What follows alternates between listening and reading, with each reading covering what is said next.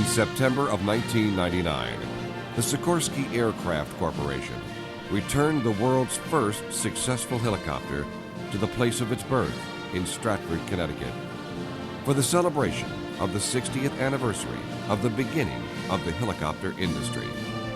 On this occasion, Sergei Sikorsky, son of Igor I. Sikorsky, the helicopter's inventor, announced the plans for the creation of an Air and Space Center to be located at the very site of so many aviation firsts.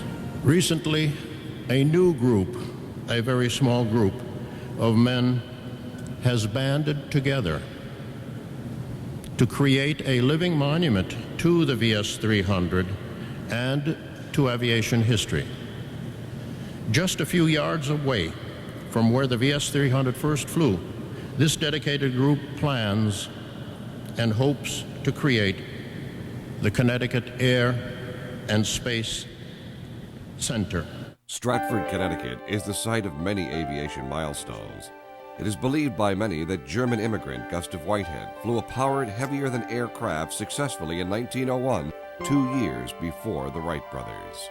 At this site, some 32 years later, a husband and wife team, Jim and Amy Mollison, crashed while attempting a landing. Exhausted from their hours of flight over the Atlantic Ocean from Europe, they had opted not to try to continue on to their original destination, New York. For a brief time afterward, the airport was known as Mollison Field.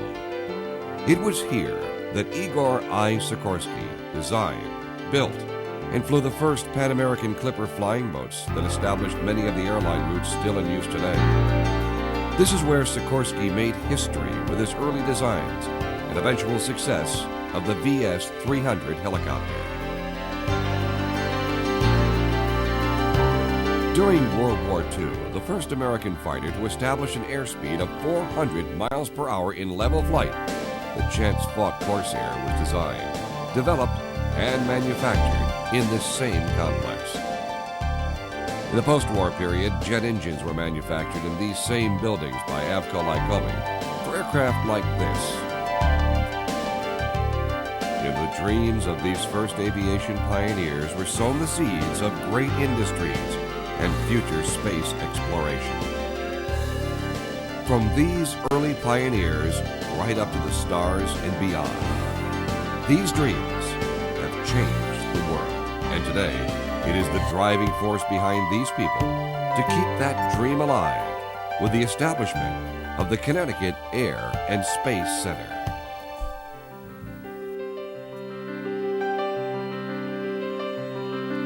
It is in this building, once used by Sikorsky Aircraft, that's just feet from the site of the flight of the world's first successful helicopter, and the launching ramp of the early flying boats, as well as the manufacture of the Corsair, that this group plans to establish the Connecticut Aerospace Center.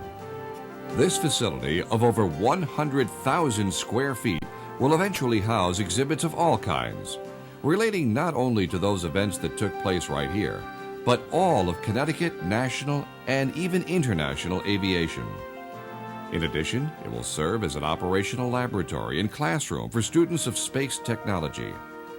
This will be accomplished through the cooperation of resources like the National Air and Space Museum in Washington, D.C., the Rhinebeck Aerodrome, the Sikorsky Archives, the American Helicopter Association. The center will work in conjunction with the National Aeronautics and Space Administration to include the creation of a chapter of Space Camp. The Connecticut Aerospace Center will display aviation and aerospace memorabilia. The center borders on Sikorsky Memorial Airport, thus allowing for aviation events like fly-ins and air shows.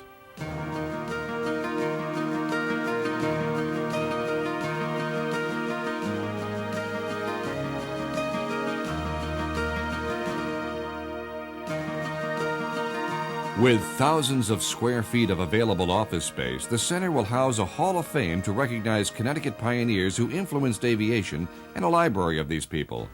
The center will illustrate how Connecticut aviation has played an important role in American history throughout the 20th century.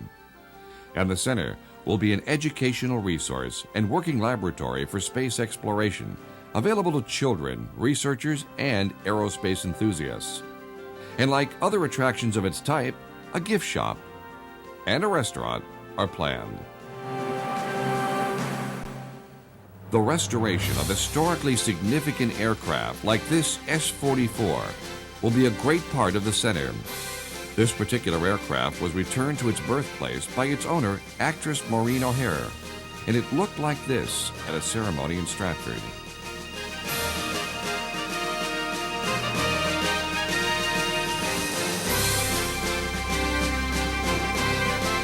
For several years, this aircraft was meticulously restored to mint condition by these volunteers, many of whose talents will restore other aircraft for the center.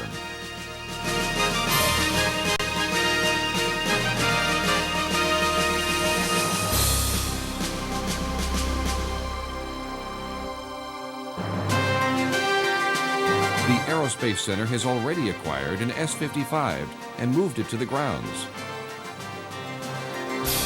Plans are currently being made to transport these additional aircraft so that restoration can begin.